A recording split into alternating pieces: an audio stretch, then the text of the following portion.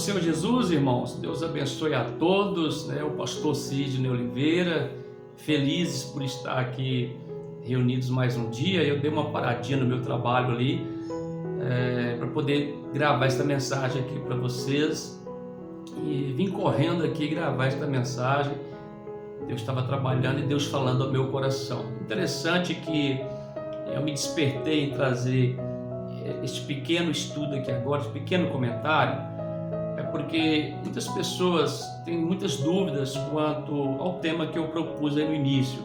Ouvi falar da volta de Jesus, pastor. Estou ouvindo isso daí há 20, 30 anos, desde a época da minha avó, e não vejo Jesus voltando.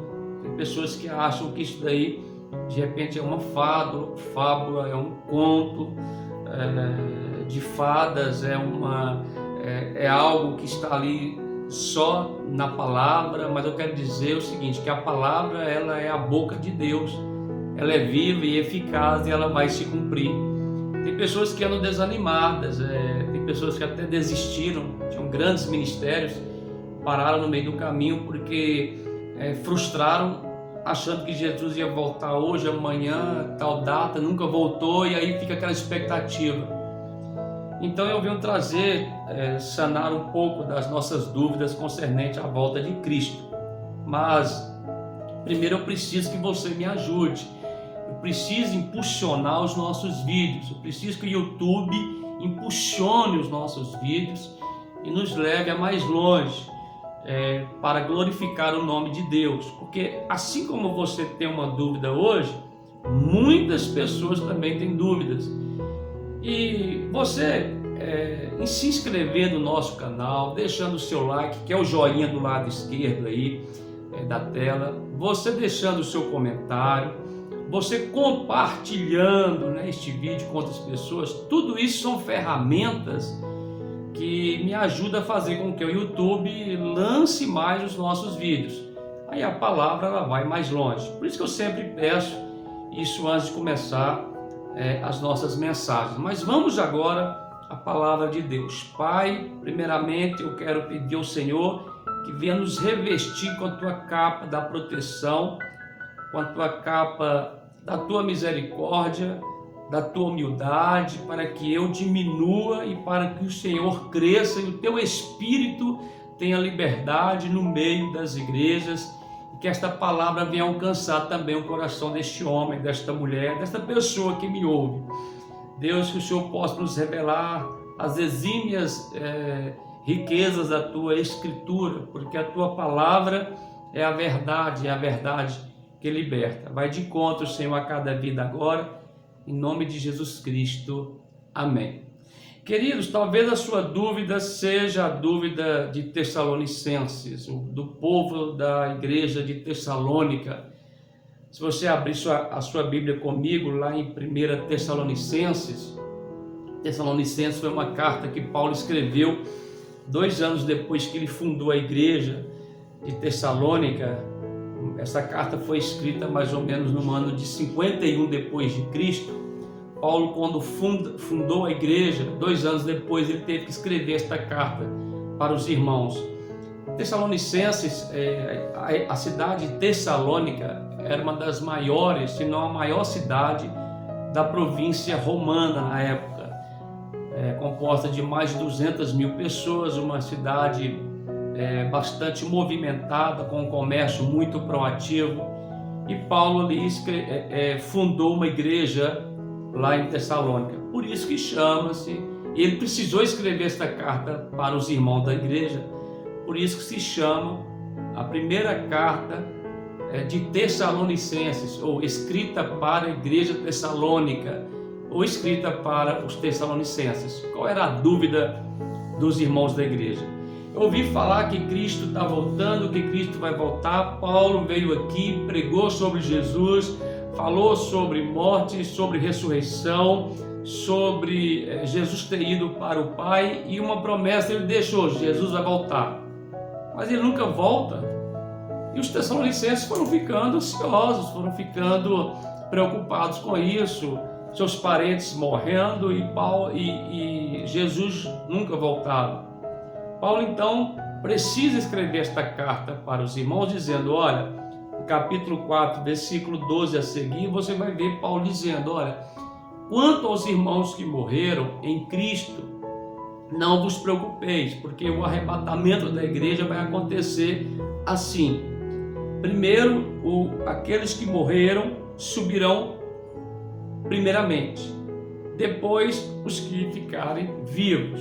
E aqui eu quero ler para você, para não ficar nenhuma dúvida. 1 Tessalonicenses capítulo 4, acompanha comigo na sua casa, versículo de número 13. Não quero, porém, irmãos, que sejais ignorantes acerca dos que já dormem, ou seja, dos que morreram em Cristo, para que não vos entristeçais como os demais que não têm esperança. Então, Paulo está dizendo, vocês têm uma esperança, porque Cristo deixou uma promessa para nós, não é? Em João 14:6, ele diz, João 14, primeiro a seguir, ele diz, não turbes o vosso coração, é necessário eu ir para o meu Pai, porque eu vou preparar um lugar para vocês, e eu prometo voltar. Até eu voltar, eu vou deixar o Consolador, para que vos consoleis, estejais convosco, até eu voltar. Eu faço uma promessa para vocês, eu vou voltar, vou preparar um lugar, voltarei e buscarei a minha igreja.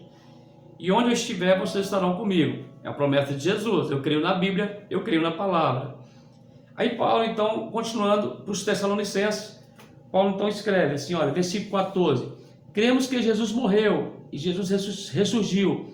Assim também cremos que os que dormem em Jesus, Deus os tornará a trazer com ele. Pois o mesmo Senhor descerá do céu com grande brado e a voz do arcanjo, ao som da trombeta de Deus, e os que morrerem em Cristo ressurgirão primeiro. Versículo 16.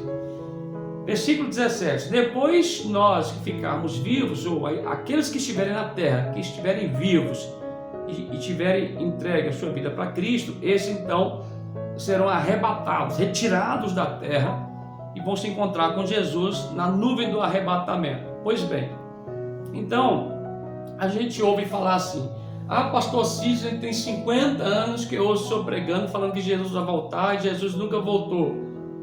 Parente meu já morreu, minha avó já morreu, fulano já morreu, e eu não vi Jesus voltando. Cristo vai voltar? Sim.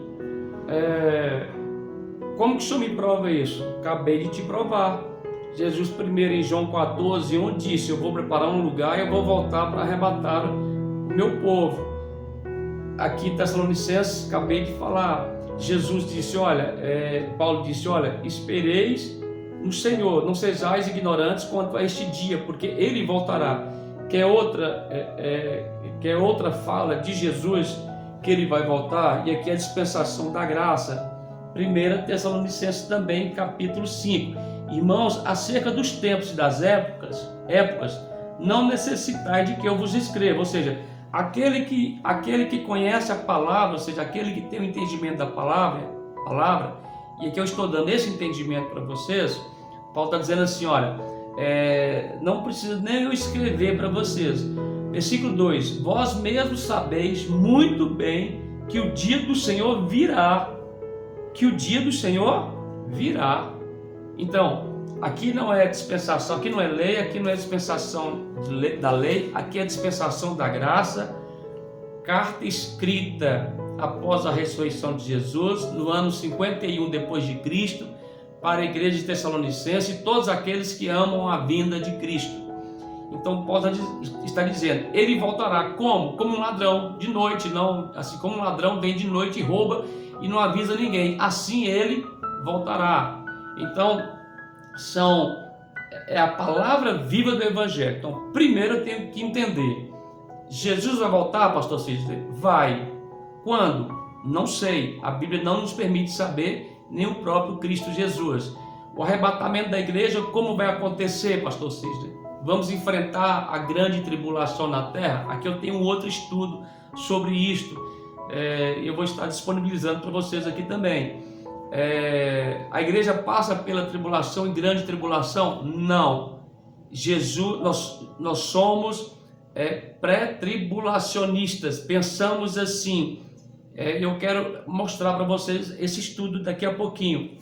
Veja bem, a igreja, quando o anticristo se manifestar, se você pegar Paulo dizendo, esses sinais estão aí, não preciso nem escrever. Que sinais? O princípio das dores, fome, guerras, terremotos, pragas, pestes. Está aí essa Covid aí que já estamos caminhando para o segundo ano, a terceira onda vindo aí, né? Então são pestes que a Bíblia nos alerta da volta de Cristo. O anticristo, com seu espírito da apostasia, já está aí rondando a terra. A apostasia das igrejas, que é a frieza espiritual, e o povo não crê mais na palavra. A apostasia é abandonar a fé, o credo religioso na palavra. O anticristo está batendo nas portas, está quase aí vindo. Onde que o Senhor me afirma isso, pastor Sidney? 2 Tessalonicenses, capítulo de número 2, versículo 3. Ninguém de maneira alguma vos engane, pois isso não acontecerá, sem que antes venha a apostasia e se manifeste o homem do pecado, filho da perdição. O que é isso? De maneira alguma vos engane. Isso não acontecerá. O que isso não vai acontecer? A volta de Cristo. Como vai acontecer? O arrebatamento, a subida da igreja. Então, primeiro, princípio das dores. Entenda comigo. Primeiro, princípio das dores. É o que estamos enfrentando. A última dispensação da igreja na terra. Igreja de Laodiceia. Capítulo de número 3 de Apocalipse. Então, princípio das dores. Apostasia espiritual. O povo não crê mais do que os profetas estão pregando. Tem pessoas que não creem no que eu estou pregando aqui. Terceiro, o arrebatamento da igreja. Jesus, o Senhor envia ele vai até nas nuvens do arrebatamento, nos céus. Os mortos sobem primeiro, depois a igreja, os vivos, salvos. Quem é salvo? Aquele que entregou sua vida para Cristo e confessa Jesus como o Senhor e Salvador da sua alma. Jesus arrebata a igreja.